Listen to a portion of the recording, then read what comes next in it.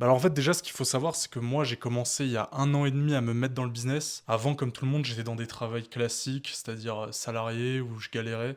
En plus j'étais dans la restauration donc c'était vraiment très très très galère. Et en fait à force de me confronter à cette vie dure, ça m'a poussé à aller vers le monde du business parce que je ne voulais plus dépendre d'un patron, je voulais plus utiliser ma force de travail pour quelqu'un d'autre. En fait c'est des mots qui sonnent clichés, mais je pense que le monde de la restauration c'est vraiment assez important parce que c'est quelque chose qui vous pousse dans les pires choses qui se font dans le travail, c'est-à-dire le patron qui te gueule dessus, le fait que tu sois l'un des métiers les plus mal payés, où tu travailles le plus d'heures. Donc ça, c'est vraiment quelque chose qui te pousse à sortir de cette chose-là le plus rapidement possible. C'est pour ça que moi, je vois pas ce passage-là avec haine, j'en veux pas au patron, j'en veux pas à ce métier ou quoi. Et pourquoi en fait je leur en veux pas? Parce que justement c'est un parcours qui est très très formateur. Aujourd'hui on a beaucoup l'habitude de se victimiser, voilà, ma vie elle a été difficile. Alors moi ça a été difficile, mais bon, il y a des parcours qui sont quand même vachement plus difficiles que le mien. Mais je suis content d'avoir vécu ça parce que c'était très très dur. Mais c'est quelque chose qui m'a permis d'avoir une dalle en fait dans le business et de pas abandonner au bout de 6 mois pour aller refaire un petit travail tranquille. Donc en fait, c'est-à-dire que même si pendant des années, mon business ne fonctionne pas, je vais continuer parce qu'en fait, je j'ai pas d'autre choix en fait. Je me vois pas jusqu'à la fin de ma vie travailler pour un patron, faire des choses comme ça. Bon, tout ça c'est la partie cliché que vous avez déjà entendu des milliers de fois. Partout, tous les influenceurs, bon je vous laisse aller regarder tous ceux qui disent ça mieux que moi. Bon alors du coup, pour revenir au sujet principal de cette vidéo, comment j'ai fait pour affronter ce monde du business? Parce que c'est un monde qui est très très dur. Parce qu'en fait au début on essaie de se former à quelque chose, dans mon cas c'était le montage vidéo. Donc je me suis formé, j'ai payé une formation. Et après cette formation, le plus dur et souvent le mur que la plupart des gens se prennent en pleine face, c'est la prospection. C'est-à-dire que les gens prospectent, ils envoient des mails, ils envoient des messages sur Insta, ils créent un compte LinkedIn, ils créent des comptes.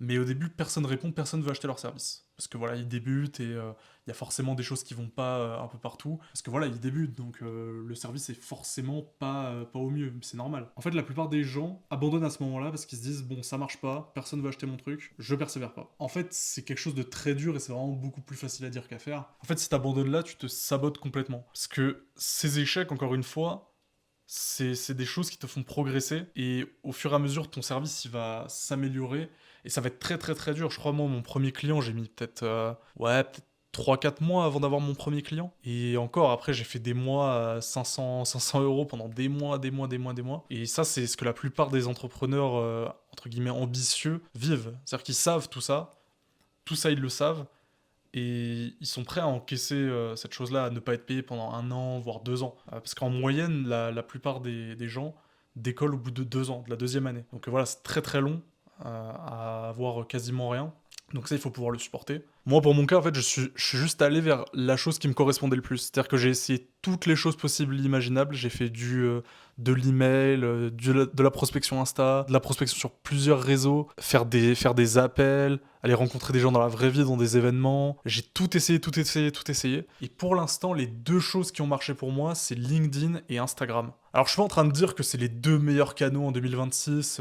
Ouais, vous devez faire absolument ça pour réussir. C'est pas ça que je vous dis, mais c'est juste que c'est les deux réseaux pour lesquels ça a le mieux marché pour moi. D'ailleurs, je vous mets les liens de mon Insta et de mon LinkedIn pour que vous puissiez checker ça. Et en fait, pour avoir des réseaux qui marchent bien comme ça, c'est énormément d'apprentissage. Parce que sur mon Instagram, j'estime encore avoir du progrès à faire. Parce que voilà, mon Instagram est pas au top. Voilà, je le reconnais. Et donc, j'estime encore avoir du progrès à faire là-dessus. Par contre, sur le LinkedIn, je pense avoir fait un plutôt bon travail, surtout au niveau du branding. Faut savoir que le branding, je l'ai fait moi-même. Parce que voilà, à force de traîner dans le montage, on a la suite Adobe. Du coup, voilà, moi j'ai un peu cafouillé sur Photoshop, j'ai un peu pris mes assets que j'ai pour le montage. En fait, à partir de ça, j'ai pu faire mon propre branding. Après, voilà, moi je me revendique pas designer ou quoi, je vends pas d'offres de design, tout ça. Mais voilà, c'est quelque chose que j'ai réussi à faire sur le tas en me formant assez rapidement. Bon, voilà, c'est pas non plus du niveau de designer senior. Mais je trouve que c'est vraiment un LinkedIn qui est qualitatif. Et en tout cas, c'est le réseau où j'ai les meilleurs résultats pour l'instant. Donc, ouais, moi je vous dirais d'aller vers ce qui pour vous marche le mieux. Par exemple, si vous êtes beaucoup plus à l'aise avec Instagram, allez sur Instagram. Si vous êtes à l'aise avec TikTok, je sais qu'il y a beaucoup de gens qui sont à l'aise avec TikTok aujourd'hui, allez sur TikTok. Peu importe le canal, en fait, si vous voulez, tant que vous êtes à l'aise avec ça, c'est tout ce qui compte. Voilà, on s'en fiche. À la fin, on est des entrepreneurs, notre but c'est de faire un maximum d'argent. Donc voilà, peu importe ce qui marche, tant que ça marche, tant que ça fait de l'argent, c'est tout bon. Il y a juste à retenir ça en fait. Si vous réussissez à faire de l'argent avec quelque chose, faut le multiplier. Bon, ça, c'est encore un truc cliché qu'on entend partout. Mais oui, je sais que souvent, il y a souvent des gens qui sont à la recherche de méthodes miracles, qui, voilà, ont un business qui stagne. Souvent, je vois beaucoup de profils avec du contenu qui est assez bas de gamme. Mais bon, c'est normal, c'est pas de leur faute. Je sais pas si t'es quelqu'un qui est développeur et que tu veux faire du contenu, forcément, c'est pas ton domaine. Donc si tu le fais toi-même, bah, tu vas te former assez rapidement, où tu vas essayer de faire un peu les choses sur le tas, et forcément ça va pas être quelque chose d'ultra qualitatif. Du coup, voilà, le mieux c'est d'investir dans ce qui marche. Le mieux c'est voilà, de tâtonner un peu, de voir ce qui marche pour vous, et si quelque chose marche, c'est tout bon, ça marche, si ça fait de l'argent, il faut le faire. En fait, ce que j'ai remarqué dans le montage, c'est que souvent les monteurs, juste ils montent, et ciao, c'est-à-dire que la personne lui dit tiens, j'ai besoin de tant de vidéos, et bah ils montent. Et c'est tout, ça va pas plus loin. C'est-à-dire qu'ils s'en fichent de savoir si la personne va être rentable sur ce réel. Typiquement, pour vous donner un ordre d'idée, en France, un réel, c'est aux alentours de 30 à 50 euros pour un réel. Mais en fait, ce qu'il faut savoir, c'est que jamais un influenceur qui fait des réels et qui galère un petit peu et qui a besoin de payer un monteur, enfin, ça n'existe pas un monde où il va payer 50 euros. Voilà, tous ces réseaux sont pas ouf, tout ça. Il paye 50 euros, son réel, il est ultra qualitatif, mais son réel ne va pas lui rapporter 50 euros. C'est-à-dire que c'est pas avec un seul réel Insta, même ultra bien fait, le meilleur réel avec des caméras de malade, tout ça, du montage exceptionnel, motion design, tout ça. En fait, même si le réel est énorme et ultra qualitatif, bah déjà il peut flop, ça c'est quelque chose qu'on maîtrise pas forcément.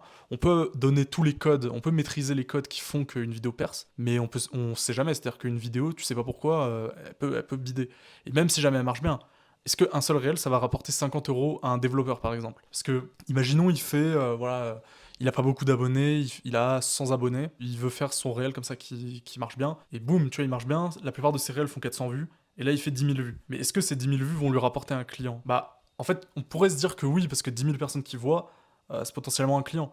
Mais sur le terrain, c'est pas ce qui se passe. Sur le terrain, c'est très très rare quelqu'un qui voit un réel qui fait ah tiens vas-y j'ai trop envie de travailler avec toi. En fait il faut faire d'autres processus avec un tunnel tout ça et donc c'est complètement différent. Et donc en gros tout ce développement c'est pour venir au fait que la plupart des monteurs vidéo ils font un travail qui n'est pas rentable pour la personne. Et c'est pour ça que la plupart des monteurs vidéo galèrent. Et moi j'ai galéré pendant des mois et des mois à cause de ça parce qu'en fait les personnes c'est pas qu'ils vous aiment pas, enfin de toute façon dans le business il y a jamais d'émotion. Les gens c'est pas qu'ils vous aiment pas, c'est pas qu'ils vous aiment, il y a pas d'émotion, il y a que l'argent qui compte. En fait, si jamais une vidéo ne rapporte pas plus que ce qu'elle coûte à produire, bah, la personne n'a aucun intérêt à passer par vos services. Et c'est pour ça que moi, j'ai commencé à développer la stratégie en plus du montage. C'est-à-dire que je fais du montage, mais je fais de la stratégie en même temps, pour que la personne soit rentable en même temps. Et ça, c'est quelque chose qui apporte énormément à mes clients et qui font que mes clients sont rentables et bossent avec moi sur le long terme. Et bon, après, cette stratégie, je ne l'ai pas appris de nulle part. Cette stratégie, je l'ai appris en travaillant avec énormément de personnes.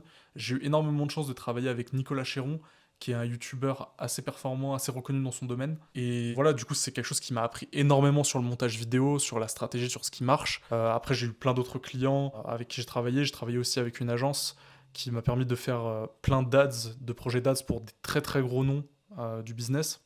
Donc ça m'a énormément appris sur la stratégie. Et après, je me suis aussi formé de mon côté. Il faut toujours se former, voilà. Bon, ça, c'est encore des termes bateaux qu'on entend partout. Il faut tout le temps, tout le temps, tout le temps, tout le temps se former. Et à force de se former, de voir la stratégie, j'ai pu développer une expérience qui est quand même... J'ai pu quand même développer une stratégie qui est assez reconnue. Bon, après, la plupart des gens, je reçois beaucoup de haters comme ça, qui viennent me voir sur Insta, qui disent ouais, mais tes réels, ils font pas beaucoup de vues, tes vidéos, elles font pas beaucoup de vues, et tu me dis comment faire des vues. Alors, ouais, certes, moi c'est possible, mes vidéos font pas de vues, j'ai pas beaucoup d'abonnés, c'est normal. J'ai commencé il y a pas longtemps et ça fait pas des années que je poste des vidéos. C'est normal. C'est-à-dire que c'est pas parce que moi, à titre personnel, moi on s'en fout de moi. On s'en fout. Je peux faire des millions de vues comme je peux faire zéro vue, on s'en fiche. Ce qui est important, c'est de savoir si les clients qui travaillent avec moi, est-ce que leur business, c'est rentable de travailler avec moi ou pas? Et la réponse, c'est que oui. J'ai travaillé 6 mois avec Nicolas Chéron, bah, c'est bien que je lui ai apporté quelque chose. C'est quelqu'un qui est assez reconnu dans le business. Je pense pas qu'il m'aurait gardé si, voilà, si je faisais n'importe quoi. Donc voilà, ça c'était ma première vidéo sur YouTube. Là, mon but, ça va être de poster pas mal de vidéos, une toutes les semaines dans l'idéal. Voilà, je vous partage un peu de valeur, je vais faire plusieurs concepts. Notamment, je pense aussi faire des analyses de montage ou de contenu d'une personnalité. Voilà, tout en la bienveillance, hein, je suis jamais